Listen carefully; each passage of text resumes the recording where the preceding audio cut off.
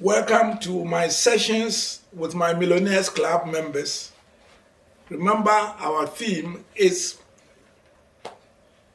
steps to sustainable wealth creation. In other words, how to be rich without stealing or corruption or anything of that nature, but one which is sustainable and even becoming a millionaire within your lifetime, which many people don't even dream about. I started after the preambular sessions the following steps. First, that it's important to be purpose driven, and in that to have a financial vision for yourself. Secondly, we talk about the importance of being financially literate. Understand the basics of how money grows, where you can invest your money, the compound interest, and the rest.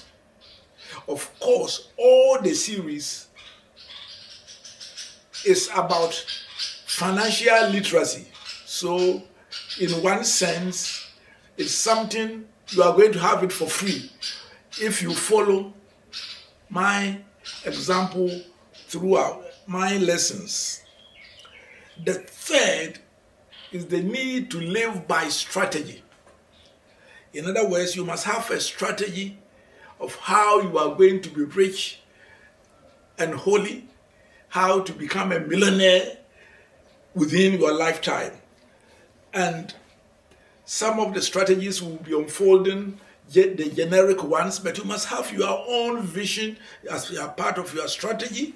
You must have a means of making sure that you are able to continuously sustain investments, no matter how small, 25 Ghana cedis, 50, 100, 200, if you are upper 1,000, 5,000. But you must have a strategy to how you are going to be to achieve your financial goals. For example, you say that 10% of my salary will be saved and invested every month. You must, of course, know where to invest it, but we will be sharing all of them as part of the steps. So the steps we have covered are three. Have a financial vision, be financially literate, and have a strategy of how you are going to be rich over time.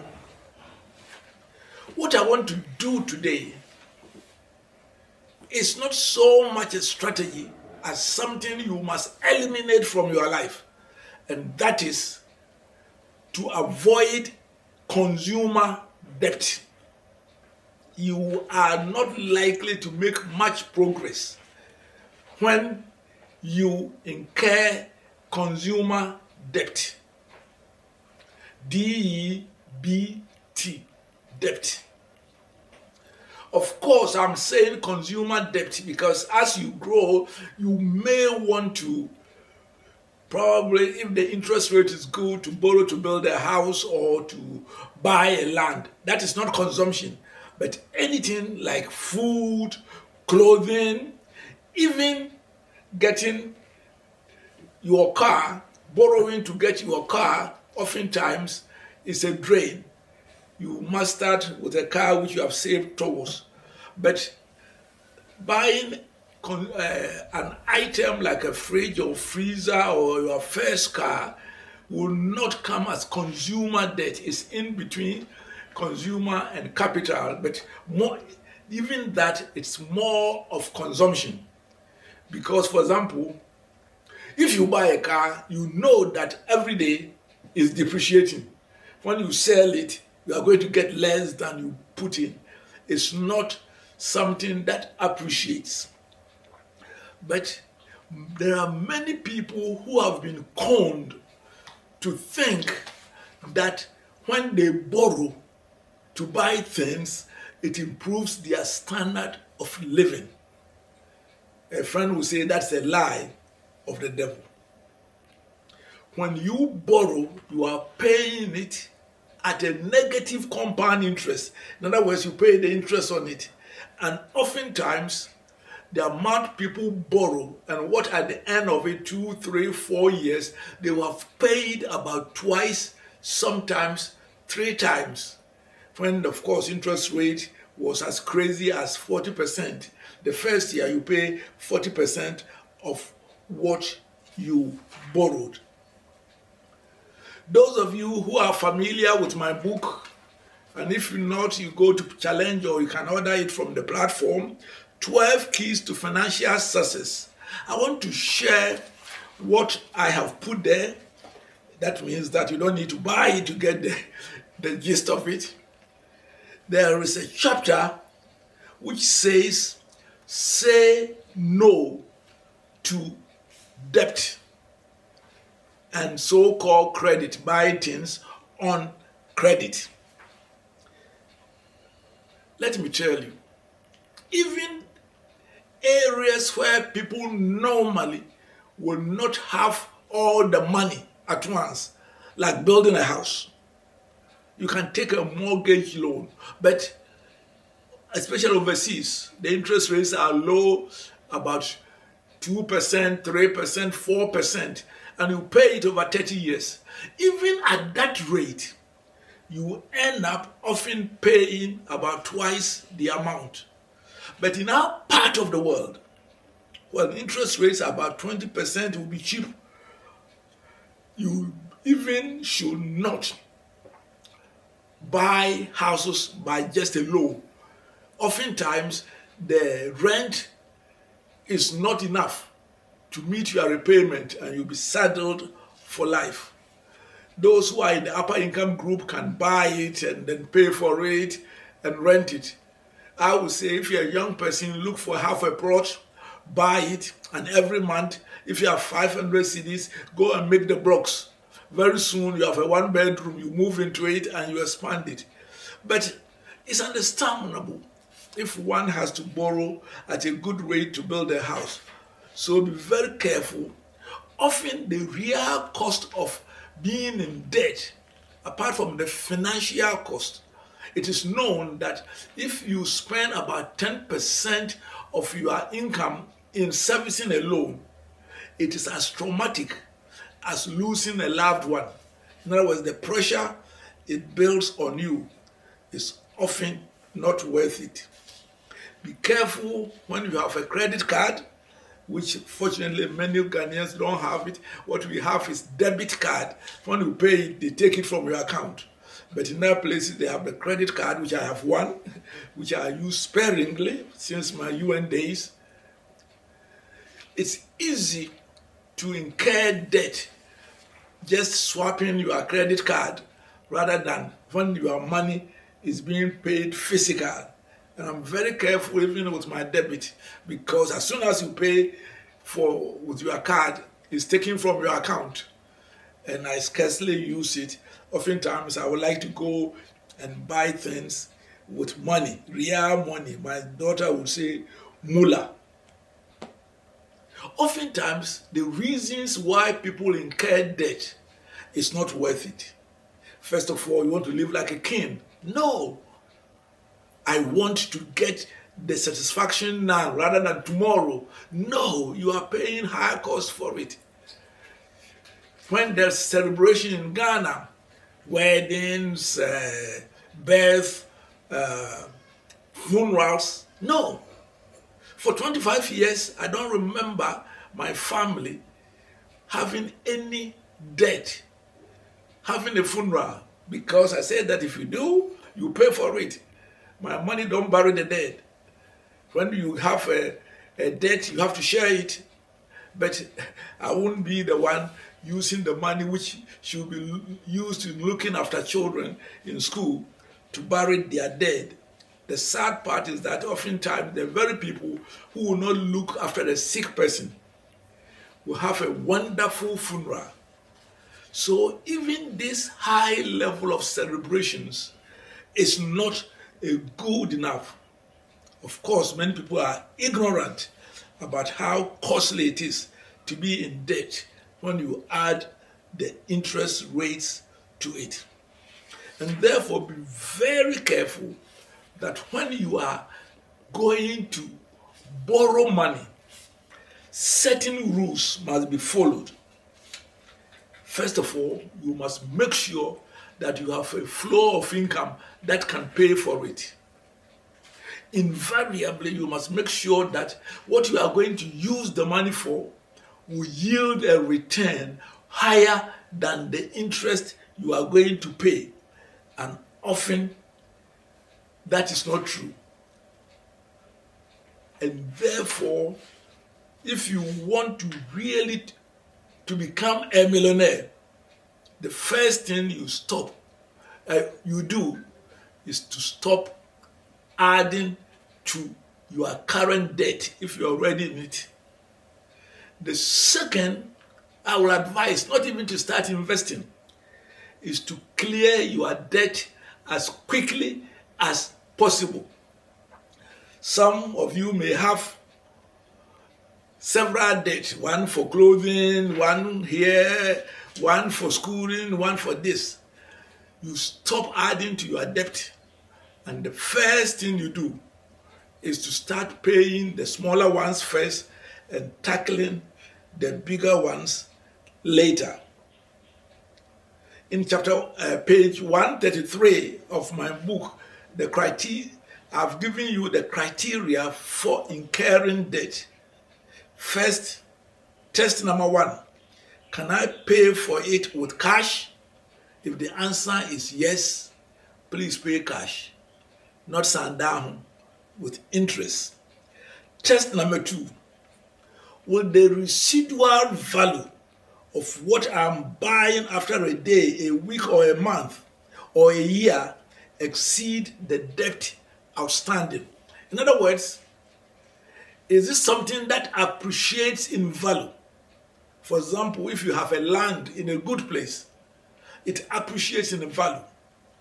But I just had a new car. Let me tell you, the day I walk out of the garage, if I wanted to sell it back after the registration to the same garage, they would give me less than 20, they would take off about 25%.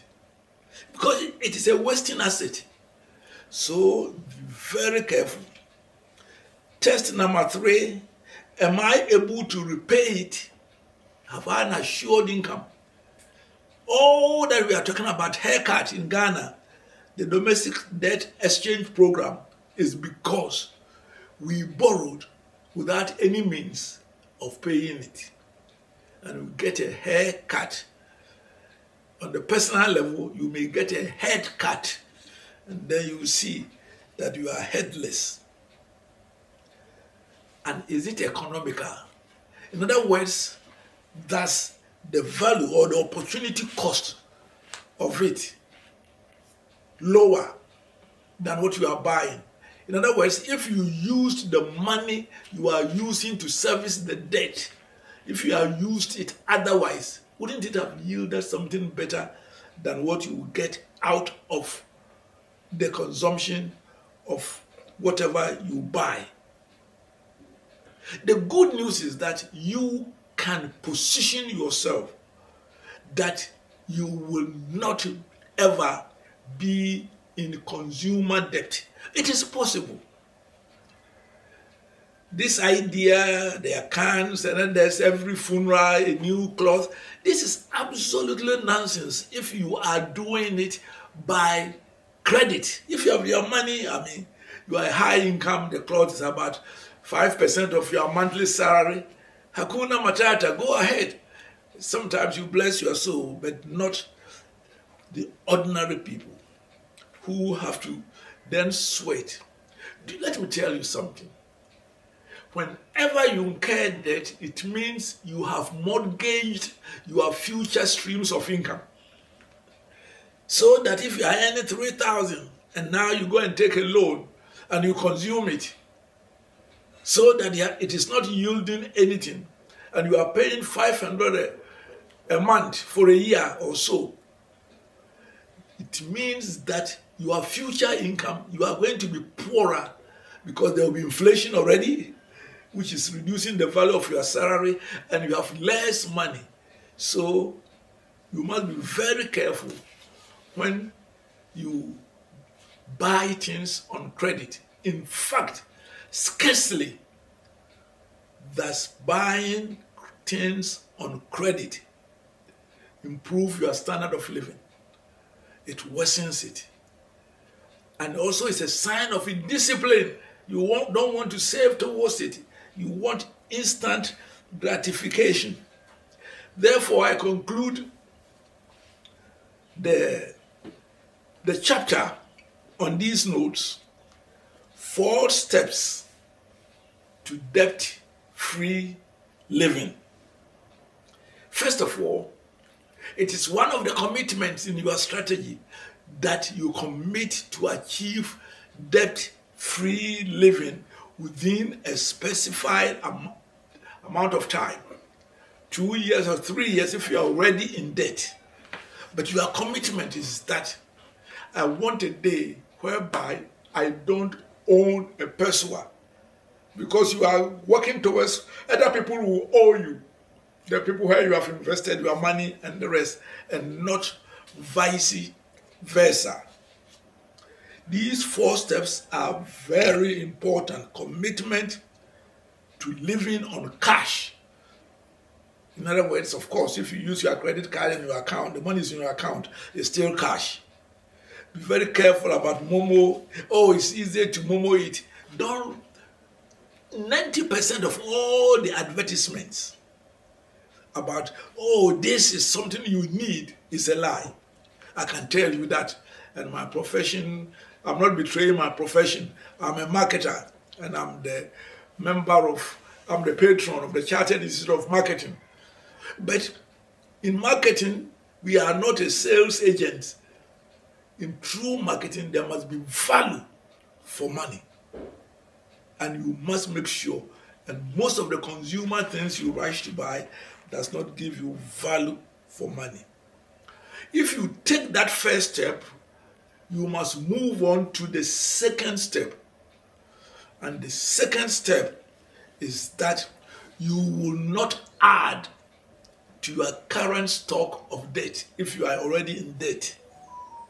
In other words, assuming you have bought something already, Stephen, I'm already in debt. I owe 2,000. Fair enough. Full stop. From now, you will not add a peso of new indebtedness. It's a commitment. The third is to accelerate repayment of your debt quickly. Pay it off quickly. Of course, there are certain ones, for example, if your employer has given you an interest-free loan and you didn't chop it, but you use it to invest, say in treasury bills, and you are getting even 15%, and you are repaying it, when you finish, that is not what I'm talking about. I'm talking about the one you have used in buying a fridge, buying new clothes, and all the rest. You must quickly pay it. Oftentimes, especially elsewhere in other jurisdictions, they want you to pay very small amount of the capital. Why? So that the interest, so much of the money you pay is actually paying for interest. No. Make sure that you increase, you get a salary increase, you get a bonus, you use it to reduce your debt. And when you become debt-free, it should be a time of celebration. Give yourself a time, as one doctor who wrote the book, Smelling the Cheese, will say, smell the cheese, the joy of having accomplished a major target. Oh, when I decided to go on the millionaire track, I was in debt. I thought it would take me 10 years to clear my debt and accumulate a certain amount. I did it in a shorter time and accumulated $150,000 in 6 years instead of the 10 years. When you have a goal of debt-free living and accumulating wealth, you will be surprised your potential of doing so. Finally, as the 4th step, Once you have finished paying your debt, since you have been living on less than your income, immediately you channel what you were using in paying the loans and the credit, things you bought on credit, into your wealth creation. And that is easier because you are used to the less amount of money you were spending.